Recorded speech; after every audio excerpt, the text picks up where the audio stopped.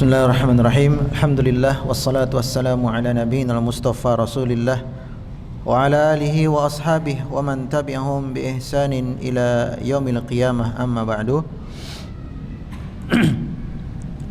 Jemaah sekalian yang semoga senantiasa dirahmati Allah Subhanahu wa taala. Kita lanjutkan pembahasan kita masih seputar apa saja hal-hal yang terjadi saat Nabi mengerjakan Haji Wada, yaitu lebih tepatnya ketika Nabi berkhutbah saat wukuf di Arafah tanggal 9 Zulhijjah. Dan perlu kita ketahui bersama bahwa tatkala Nabi mengerjakan wukuf di Arafah tanggal 9 Zulhijjah, hari itu bertepatan dengan hari Jumat, ya. Dan Nabi tidak mengerjakan sholat Jumat. Akan tetapi Nabi mengerjakan sholatnya, sholat fardu biasa, yakni zuhur dan asar di jamak qasar. Karena waktu itu status Nabi adalah musafir. Ini sedang melakukan safar jauh. Dan di antara keringanan yang didapatkan oleh orang-orang yang sedang safar adalah ia boleh untuk membatalkan puasanya, boleh untuk menjamak salat, boleh untuk mengqasar salat, dan boleh mengganti salat Jumatnya dengan salat zuhur dan semisalnya.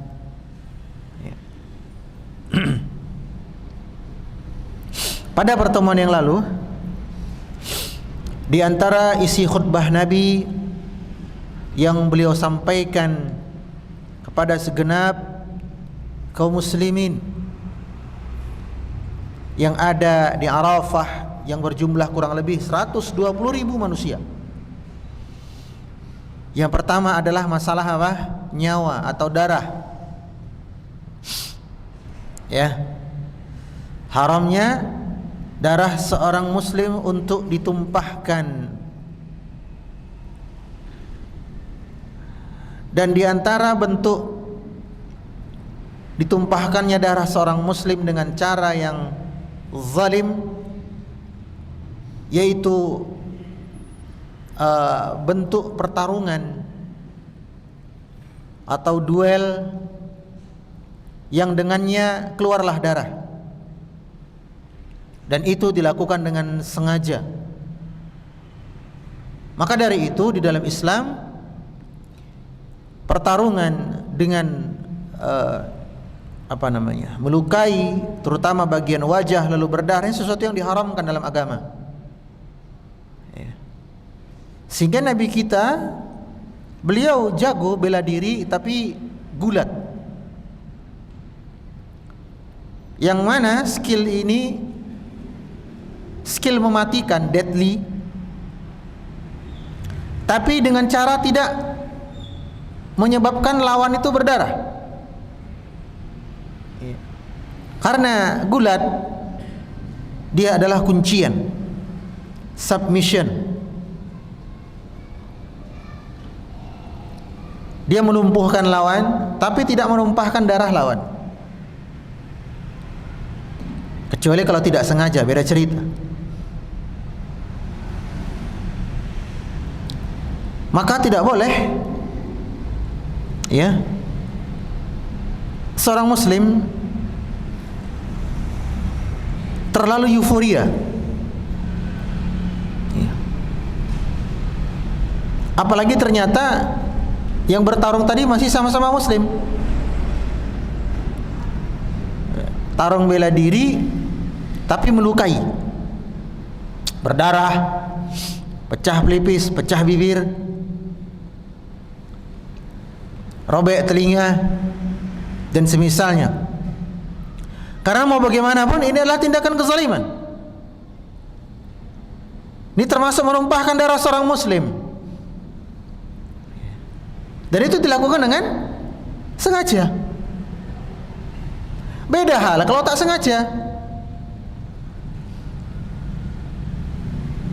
Ya misalnya gulat, mungkin pas mau melakukan kuncian, tidak sengaja kesikut bibir lawan tadi. Tidak sengaja, beda cerita, karena fungsi bela diri gulat bukan untuk membuat lawan berdarah.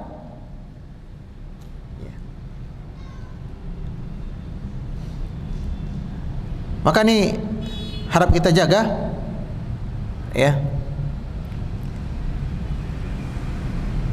Dan Nabi juga melarang untuk memukul bagian wajah. Bahkan kepada budak aja tidak boleh. Budak, tahu ya budak? Ya. Status paling rendah. Tidak boleh kita menumpahkan darahnya, ditampar, dipukul bagian wajah, nggak boleh. Apalagi kalau bukan budak, orang merdeka. Lalu yang kedua diharamkannya apa? Harta. Ya, tidak boleh menipu, korupsi, mengurangi timbangan dan semisalnya. Lalu Nabi katakan apa? Kullu syai'in min amrin jahiliyah. Semua perkara-perkara jahiliyah semuanya berada di bawah telapak kakiku. Wa awwala ma adau min dima'ihi damu ibn Rabi'ah bin Haris bin Abdul Muttalib. Dan perkara jahiliyah yang pertama aku hapuskan adalah urusan kisas, yaitu tuntutan nyawa atas kematian Ibnu Rabi'ah, dan itu terjadi di zaman jahiliyah, bukan setelah masuk Islam, tapi di zaman jahiliyah. Maka apa-apa yang terjadi di zaman jahiliyah, begitu kalian sudah masuk Islam, selesai perkaranya, nggak ada diungkit-ungkit lagi, selesai. Demikian pula dengan riba. Ya, wa awwalu riba adha'un ribana riba Abbas bin Abdul Muttalib. Riba yang pertama kali aku hapuskan adalah ribanya Al-Abbas bin Abdul Muttalib. Kenapa? Karena Al-Abbas ini adalah rentenir.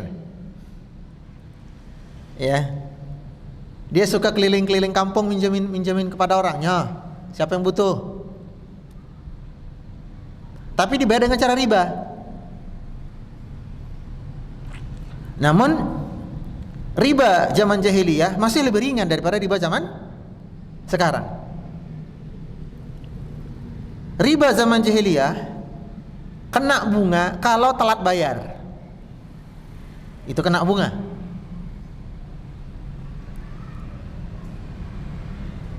Jadi kalau kita ini di zaman jahiliyah ya, kalau kita minjam 10 juta, yang dikasih kepada kita 10 juta. Nah, misalnya 10 juta dicicil dalam waktu 2 bulan atau 5 bulan. 5 bulan lah ya. Sebulan 2 juta, 2 juta, 2 juta, 2 juta. Kita bayar tepat sebelum jatuh tempo lunas. Kita nggak kena bunga di zaman jahiliyah. Jadi terimanya murni 10 juta. Dan tidak ada potongan apapun. Dan kalaupun kena bunga, bunga itu kena kalau bayarnya kelewat jatuh tempo. Beda dengan riba zaman sekarang. Dari awal sudah kena. Minjam 10 yang diterima 9,6. Kemana sisanya? Ini itu. Dan bunganya sudah berlaku sejak awal nyicil. Makanya riba zaman sekarang lebih buruk daripada riba zaman jahiliyah. Lalu perintah Nabi apa? Fattaqullaha fin nisa. Takutlah kalian kepada Allah dalam urusan istri-istri kalian. Kalian menghalalkannya dengan amanah dari Allah. Berarti istri kita itu amanah ya Pak. Istri kita adalah amanah. Yang namanya amanah kelak akan dimintai pertanggungjawaban. Apa kita sakiti dia? Apakah kita buat dia bahagia? Apakah kita tunaikan haknya? Apa kita telah melindunginya, menjaganya, mentarbiyahnya, mendidiknya, dan semisalnya.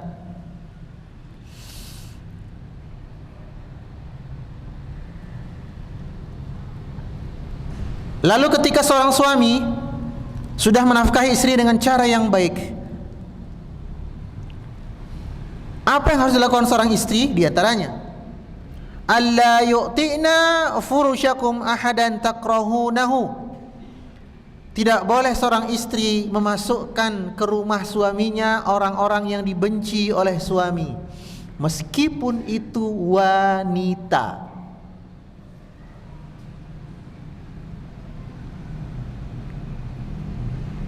Apalagi laki-laki, gitu ya. Wanita aja nggak boleh. Misalnya nih, si istri punya beberapa orang teman, ya. Yungatijah, Yuponilah. Ada satu yang tidak disukai oleh si suami, Yumarkonah misalnya. Suami bilang, "Dek, kok tumben agak bikin-bikin kue ini?" "Oh iya, nanti sore ada teman-teman mau main ke sini, 6 orang." Sopoai, yaitu Yungatijah, Yuponilah. Disebutkan yang terakhir, Yumarkonah Ais. Suami bilang, yang 5 boleh, tapi ini Markonah rento. Lu ngopo mas? Karena saya dapati kamu kalau dekat-dekat sama dia rusak.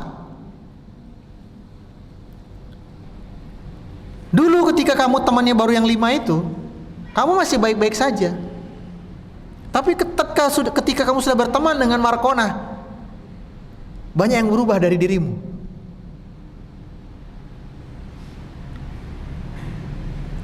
Kau lebih sering menuntut suami, karena ternyata si Markonah sering curhat sama saya. Kata suaminya, "Wah bojo kijan." Akhirnya kamu kena efek. Jangan, Markonah orang itu melebu. Maka tak boleh istri memasukkan Markonah ke dalam rumah tadi. Kalau wanita aja nggak boleh, apalagi laki-laki, ya. Lah Ustaz, yang masuk ke rumah saya ipar, boleh nggak? Wah, pemeneh. Alhamul maut, kata Nabi. Ipar adalah kehancuran bagi rumah tangga. Ipar sini dia maksud adik si suami atau kakak si suami laki-laki. Ya, nggak boleh dimasukkan kalau suami tidak ada di rumah, tak boleh. Tapi Ustadz, ipar kan sedulur. Siapa bilang? Ipar itu sedulurnya suami, bukan sedulurnya istri.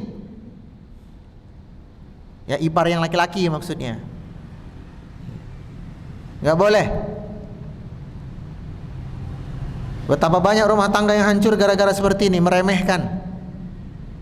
Kalau Nabi sudah kasih peringatan alhamul maut, ipar adalah kematian, udah terima aja, aman tuh, saya beriman. Karena bukan 1-2 kasus rumah tangga hancur gara-gara menyepelekan masalah ini. Fa'in fa'alna zalik, kalau seorang istri melanggar titah suami, apa yang dilakukan suami? Fadribuhunna daraban ghaira mubarrih. Suami berhak untuk memukul istrinya dengan pukulan yang tidak meninggalkan bekas luka.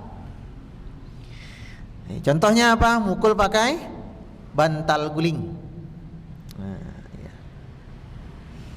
Walahunna rizquhunna wa kiswatuhunna bil ma'ruf. Wajib bagi seorang suami untuk memberikan nafkah, makan, tempat tinggal, pakaian kepada istri dengan cara yang ma'ruf, dengan cara yang baik. Pekerjaannya bersumber dari sumber yang halal, yang dibelikan sesuatu yang halal, diberikan dengan cara yang baik. Itulah 3 unsur ma'ruf. Satu tadi apa? Dicari dengan cara yang halal. Yang kedua, membeli bahan yang halal. Yang ketiga, diberikan dengan cara yang baik. Inilah 3 unsur seorang suami menafkahi istrinya dengan cara yang ma'ruf.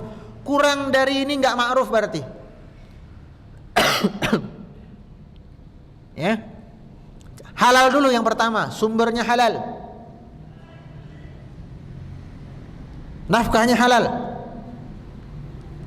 Maka tidak boleh seorang suami memberikan nafkah pada anak istri dengan sumber-sumber yang haram, nggak boleh. Dan diancam sama Nabi, daging yang tumbuh dari harta yang haram, fafinnar, neraka lebih pantas. Lalu setelah dapat gaji, membelikan untuk istri juga sesuatu yang halal, pakaian bahan yang halal, makanan bahan yang halal. Lalu yang ketiga, cara memberikannya juga dengan cara yang baik, bukan dengan cara dilempar, dengan cara yang baik. Kemudian kita masuk khutbah Nabi berikutnya ya. Wa qad taraktu fikum amrayni lan tadullu ba'dah in i'tasamtum. Aku tinggalkan kepada kalian dua perkara, yang apabila kalian berpegang teguh dengan dua perkara ini, kalian tidak akan sesat selama-lamanya. Kitabullah wa sunnati, Al-Quran dan sunnahku. Coba perhatikan jamaah sekalian, Nabi gandengkan ya, Al-Quran dan sunnahku. Kok digandeng? Kenapa gak cuma Al-Quran saja gitu ya? Kan Al-Quran wahyu, betul ya? Al-Quran kitabullah, firman Allah. Kenapa gak cukup kalau hanya dengan Al-Quran? Di Al-Quran disebutkan wa aqimis shalah, wa aqimus shalah, tegakkan salat, betul? Iya. Tapi ada nggak duduk antara dua sujudnya? Ada nggak iftirasnya? Ada nggak tawarruknya? Ada nggak tahiyatnya? Nggak ada. Lalu dari mana kita tahu? Ada duduk antara dua sujudnya, ada iftirasnya, ada tawarruknya, ada tahiyatnya. Dari mana? Dari hadis, dari sunnah Nabi.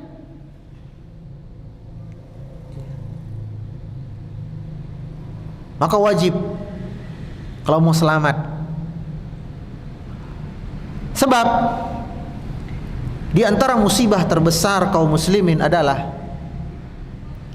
mereka meninggalkan sunnah Nabi dan memilih pendapat kiainya, memilih pendapat gurunya, memilih pendapat ustadznya daripada sunnah Nabi. Dan inilah diantara penyebab hancurnya Bani Israel, di antara 40-an sebab. Ketika mereka lebih memilih ucapan rahib-rahib mereka, tokoh-tokoh agama mereka, pendeta-pendeta mereka, daripada kitab Taurat dan Injil, daripada sunnah Nabi yang di zaman mereka, zaman Nabi Musa, Nabi Isa dan semisalnya. Hancur mereka. Maka jamaah sekalian, berpegang teguh dengan Al-Quran dan sunnah Nabi fardu ain. Karena dia fardu ain, berarti wajib bagi kita masing-masing. Karena wajib bagi kita masing-masing, barang siapa yang meninggalkan kewajiban ini, maka dia dosa besar. Bahkan bisa jatuh ke dalam pembatal keislaman yang ke-10. Ada 10 batal keislaman secara umum. Nah, yang ke-10 itu berpaling dari agama, tidak mau mempelajarinya, tidak mau mengamalkannya. Salah satu bentuknya apa? Berpaling dari sunnah Nabi kepada ucapan selain Nabi, berpaling dari hadis Nabi kepada ucapan-ucapan selain Nabi. Bahaya. Sebagai contoh, ketika kita hendak bersolawat, maka cukupkan diri dengan solawat-solawat yang telah diajarkan oleh Rasulullah Sallallahu Alaihi Wasallam.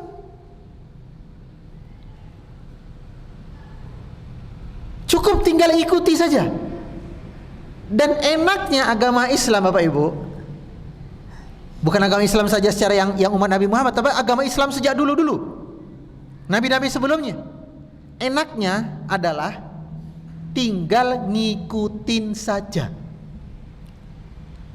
Contoh nih, kita kalau naik gunung, lebih sulit mana? Buka jalur atau tinggal ngikutin jalur? Tinggal ngikutin jalur. Kalau yang buka jalur ini berat kerjanya.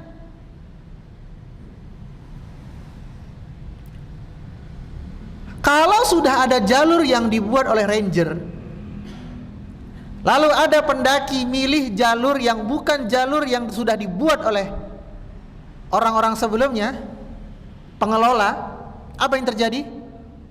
Dia tersasar di kaki gunung. Dia melenceng, naik nggak sampai-sampai, turun nggak sampai-sampai. Kenapa? Karena sudah ada aturan, sudah ada plak, tinggal ngikutin, dia malah nyeleneh. Sebagai contoh di pengalaman pribadi kami,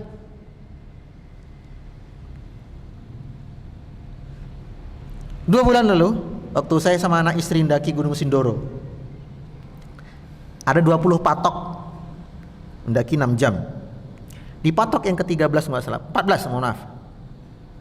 Seharusnya jalurnya adalah naik, jadi lurus terus gini, tak, patah siku. Dah, istri saya di depan, saya di paling belakang, anak saya 2 di tengah-tengah. Itu jam 2:30 pagi itu kita naik, sampai attack. Setelah jalan ini ada memang jalan lurus, tapi bukan jalur pendaki, jalur para itu loh, kayak orang petani berkebun gitu loh ya. Nah jalurnya ini muter kembali lagi ke jalur turun, jalur yang sama tapi turun begini. Nah, jadi gini, nah ini yang naik, saya di depan. Itu masih jalurnya, cuman jalur turun gitu loh. Turun, saya rasa loh dek, saya bilang, kita ini kan mau naik, kok kayak jalannya turun? Bener gak di jalannya? Istri saya bilang, bener mas. Lah ini memang jalurnya kok, tapi kok turun, namanya orang daki, yuk naik, saya bilang. Istri saya bersikeras, ini mungkin turun dulu mas, nanti kita naik lagi. Oke, saya percaya aja ya kan. 5 menit kita turun, makin turun loh, kok tambah turun. Padahal kita masih di jalurnya, cuman jalur turun, bukan jalur buat naik. 10 menit turun, ketemu sama pendaki lain.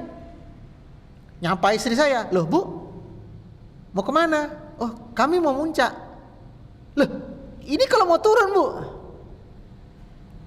tuh lihat, masih di jalurnya tapi salah arah aja nggak sampai. Apalagi kalau tidak di jalur. Sama dengan agama kita. Lawang sudah di jalur aja kadang melenceng kok, apalagi nggak di jalurnya. Salawat misalnya, lawang tinggal ikuti saja kok. Salawat dari Nabi kan macam-macam. Yang paling ringkas Allahumma shalli ala Muhammad, selesai. Yang panjangnya salawat ketika salat, lengkap Allahumma shalli ala Muhammad wa ala ali Muhammad, seterusnya sampai akhir, sampai innaka hamidum majid. Maka jangan beribadah salawat dengan salawat yang tidak pernah diajarkan oleh Nabi SAW. Kayak permisalan tadi, mau naik tapi malah turun, nggak melenceng dari jalur, cuman lawan arah, itu aja nyesek. Apalagi kalau melenceng beneran dari jalur, pahala nggak dapat, malah menuai dosa. Makanya kata Abdullah bin Mas'ud dengan sebuah kalimat yang melegenda. Apa kata Ibnu Mas'ud radhiyallahu an? Sedikit tapi sesuai dengan sunnah Nabi, dikit-dikit amalnya dikit nih, tapi sesuai dengan sunnah Nabi, itu jauh lebih baik daripada amalnya banyak bercapek-capek tapi tidak sesuai dengan sunnah Nabi. Jadi ketika panjenengan bersalawat, Allahumma salli ala Muhammad, selesai, itu jauh lebih berpahala dan jauh lebih baik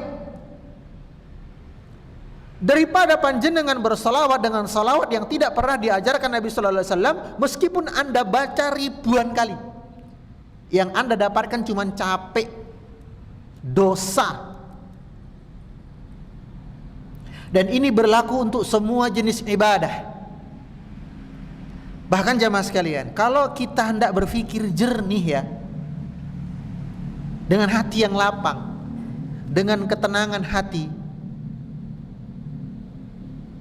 seandainya semua sunnah Nabi hendak kita lakukan dari mulai bangun tidur sampai tidur lagi, sempat gak?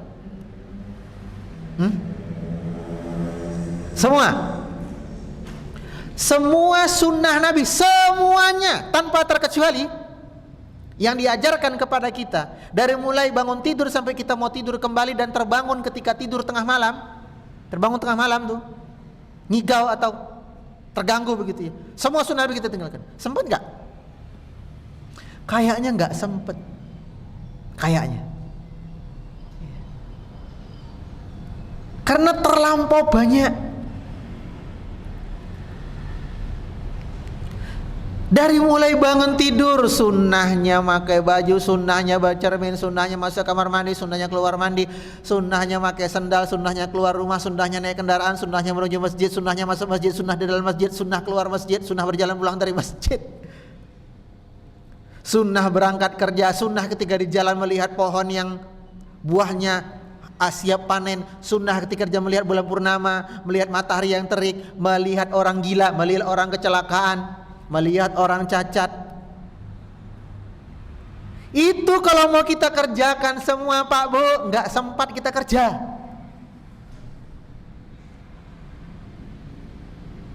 Kenapa? Banyak banget. Belum lagi apa? Aktivitas sehari-hari.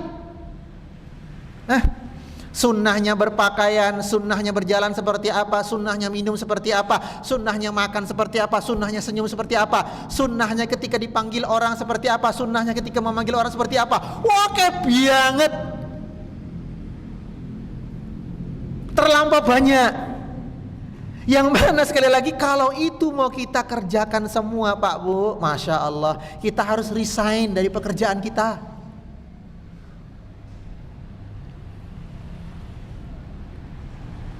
Maka kalau ada orang yang masih sempet-sempetnya mengerjakan satu ibadah atau beberapa jenis ibadah yang tidak diajarkan Nabi Sallallahu Alaihi Wasallam, ini orang pengangguran banget. Ini orang waktunya senggang banget, sempet-sempetnya mengamalkan amalan yang tidak diajarkan Nabi. Sementara ada amalan yang diajarkan Nabi, dia tinggalkan. Subhanallah.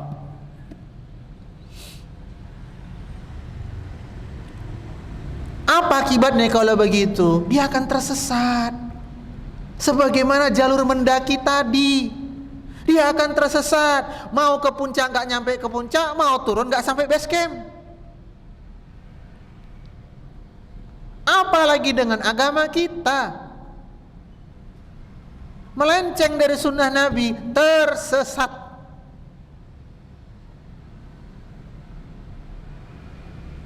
Menyimpang.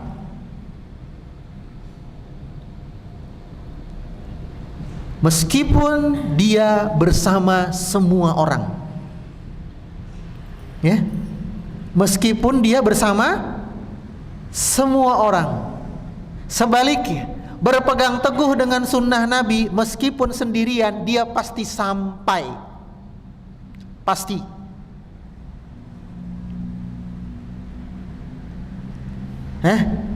Karena kebenaran tidak diukur dari banyaknya orang yang melakukan.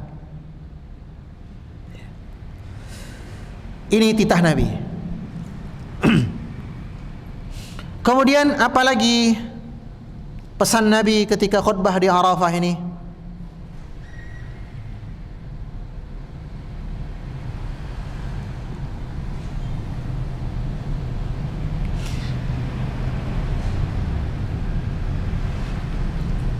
Nabi memanggil lagi kaum muslimin, ya ayyuhan nas, wahai kalian manusia.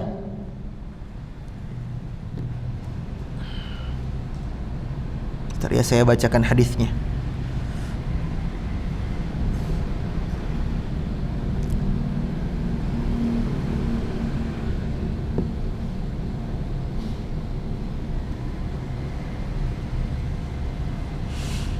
Ya ayyuhan nas, wahai kalian manusia.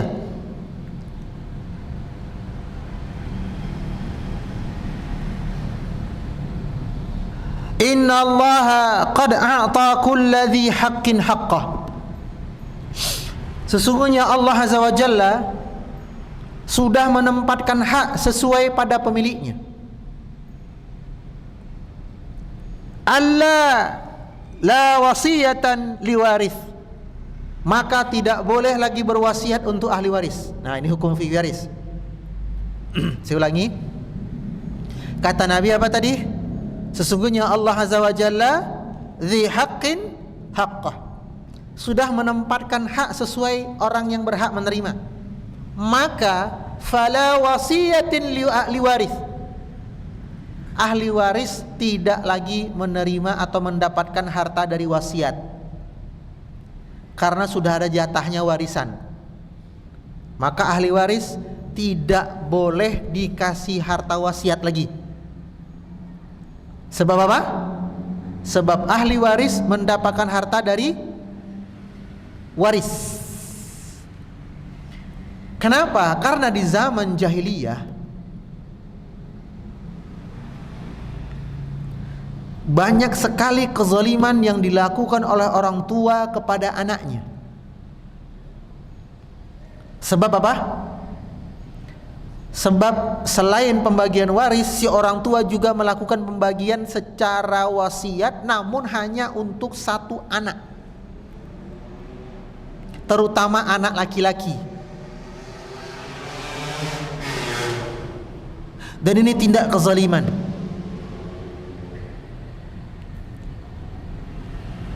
Ya. Lalu siapa yang berhak menerima wasiat selain ahli waris? Apa contoh aplikasinya? Seorang ayah bilang, yang sakit-sakitan, sudah berat sakitnya begitu. Ayah bilang,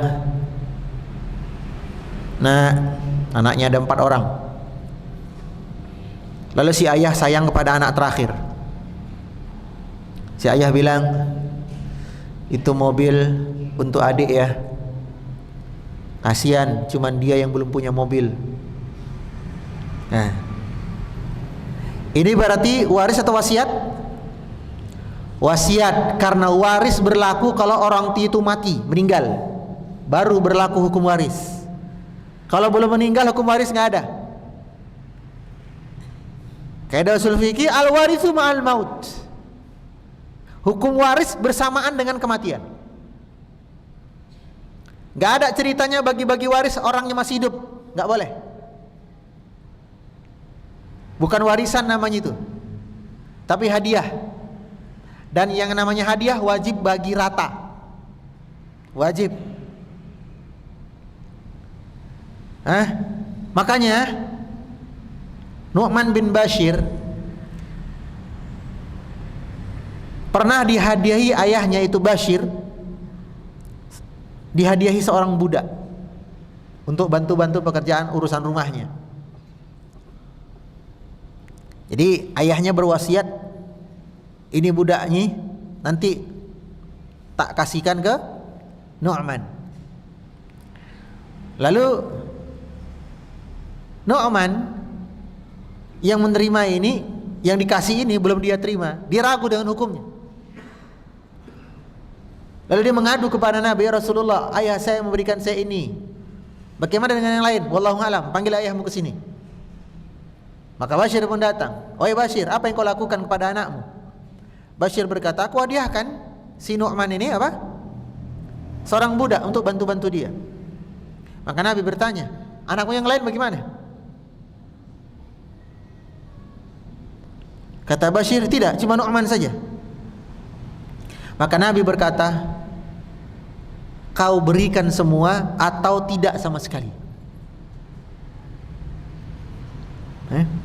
Kau berikan semua artinya semua anak dapat. Meskipun anak ada yang paling kecil masih 5 tahun, dikasih budak juga. Atau kau tarik tidak sama sekali. Pilihannya itu.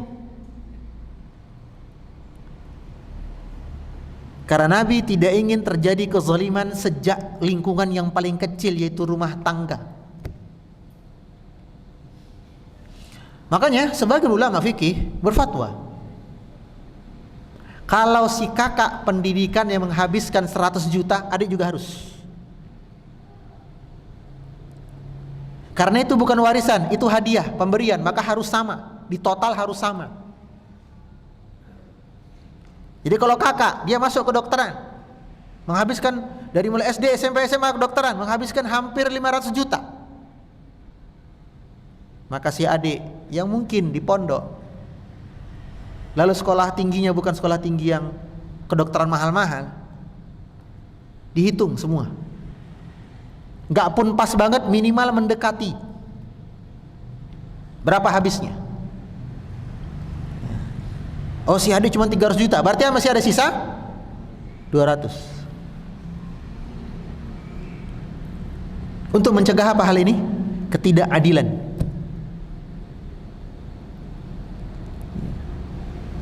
Jadi harus di total, bukan oh kakak kuliah uang sakunya sehari 20.000, si adik kelas 2 SD juga 20.000. Bukan itu yang saya maksud. Yang saya maksud adalah jumlah totalnya. Sampai si kakak tadi lepas dari studinya, si adik juga lepas dari studinya, total.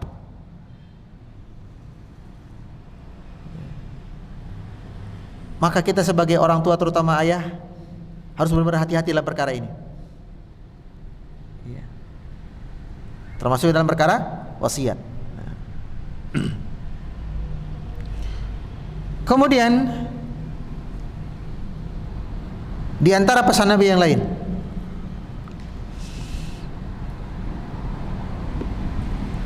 ini tentang hukum zina.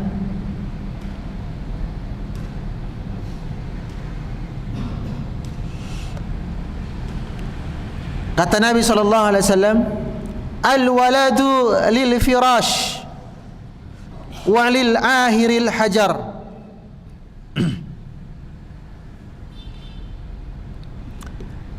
Anak yang lahir dari istri yang berzina dengan laki-laki lain. Ini lagi-lagi contoh zaman jahiliyah ya.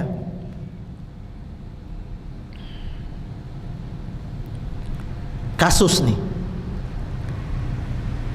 si Juki sama si Markonah, suami istri.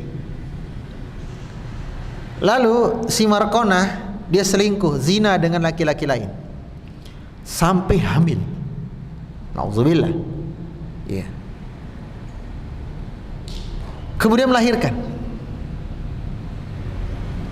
Anak ini milik siapa? Maka sebagaimana perintah Nabi, al-waladu lil firash. Anak yang seperti itu menjadi kepunyaannya sang pemilik ranjang, menjadi kepunyaannya sang pemilik kasur, yaitu suami, selama dia tidak mengingkari. Hamillah si istri si Markonah tadi oleh laki-laki lain, berzina.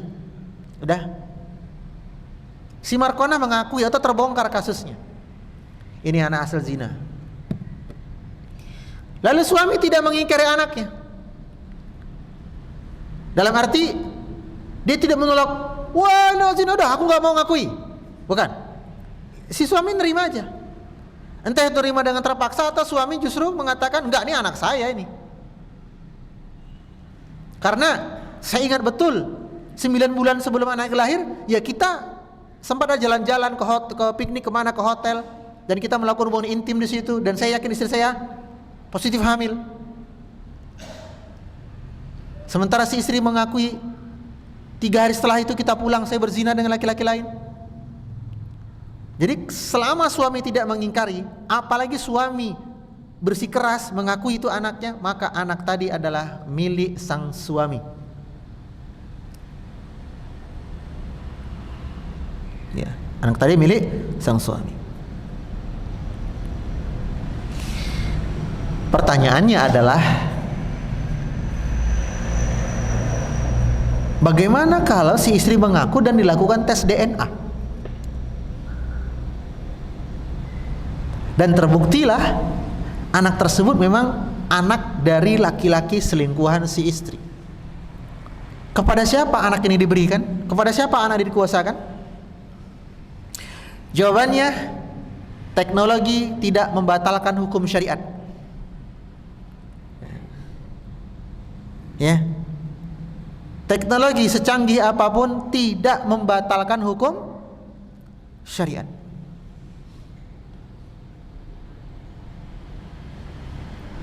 Karena fungsi teknologi adalah mendukung syariat, bukan membatalkan syariat. Inilah yang dijelaskan oleh Al-Imam Ibnu Taimiyah dalam kitab beliau menolak penentangan akal dan wahyu. Bagaimana jika ada kasus dengan kecanggihan akal dan teknologinya bertentangan dengan wahyu, entah itu Al-Quran maupun Sunnah Nabi maupun hadis Nabi? Maka beliau menjelaskan, yang namanya akal, kecerdasan kita terhadap wahyu itu fungsinya dua. Satu, meyakini kebenaran wahyu.